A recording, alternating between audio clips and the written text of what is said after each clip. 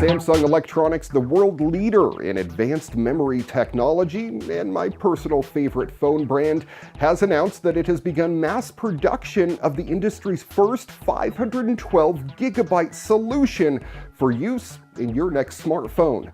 Utilizing Samsung's latest chips, the new 512 gigabyte package provides unparalleled storage capacity and outstanding performance for upcoming flagship smartphones and tablets.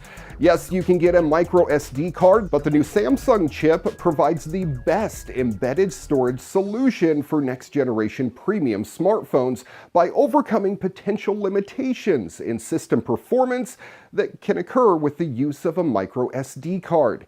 By assuring an early, stable supply of the advanced embedded storage, Samsung is taking a big step forward in contributing to timely launches of next-generation mobile devices by not only Samsung, but all mobile manufacturers around the world.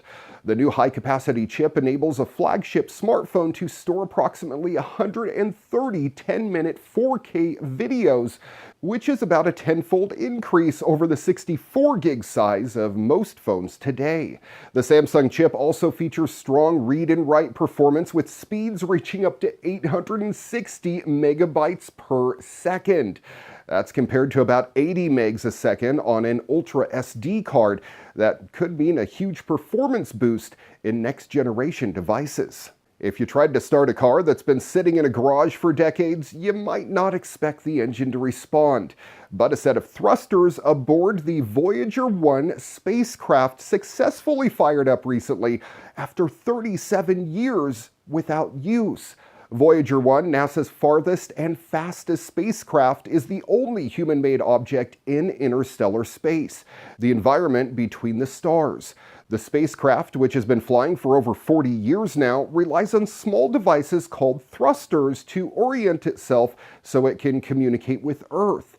These thrusters fire in tiny pulses or puffs, lasting mere milliseconds, to subtly rotate the spacecraft so that its antenna points at our planet.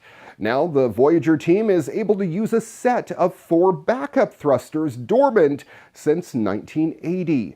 Susan Dodd, project manager for Voyager, said with these thrusters that are still functional after 37 years without use, we will be able to extend the life of the Voyager 1 spacecraft by 2 to 3 years.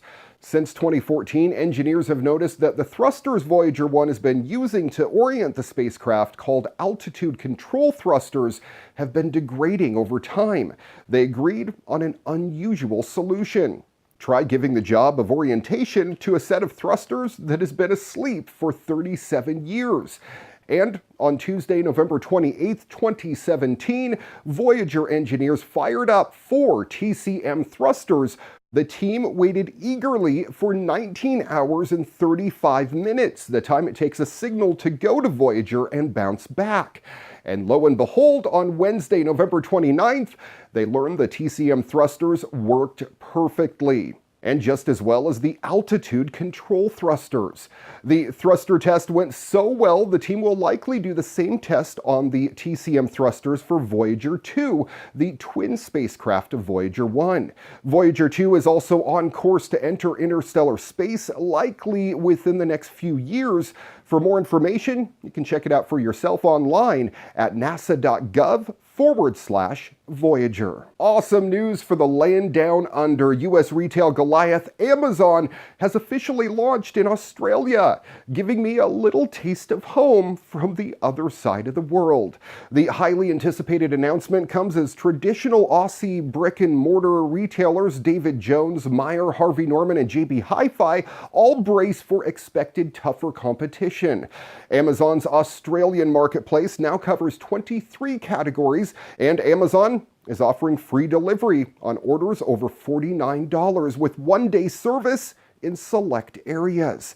In a carefully planned announcement, Amazon's Australia manager said Amazon would be offering millions of products from well-known Australian brands as the company enters the $300 billion retail market.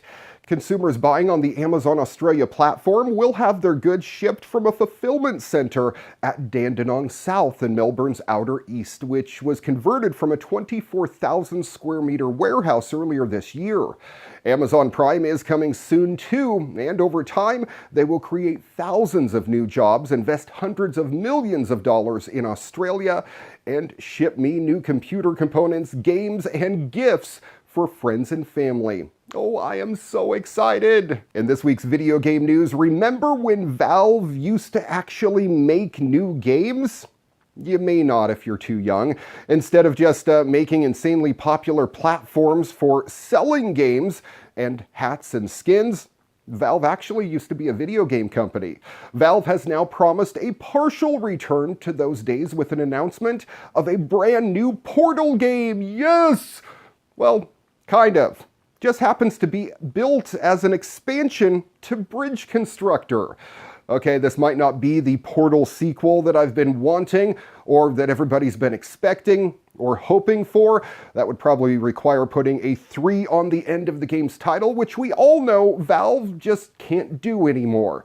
Still, the teaser trailer for Bridge Constructor Portal, being developed alongside Head Up Games and Clockstone Software, shows the same kind of physics-based gameplay that has made both Portal and Bridge Constructor into hits.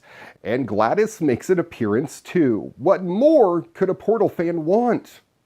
It's been more than 4 years since the Steam maker released their last full-fledged PC title, and while virtual reality experiments like The Lab and an upcoming digital card game are nice, they're not really what longtime fans want. Valve did promise back in February that it was working on 3 full VR games that are not experiments, and it has given no further details since.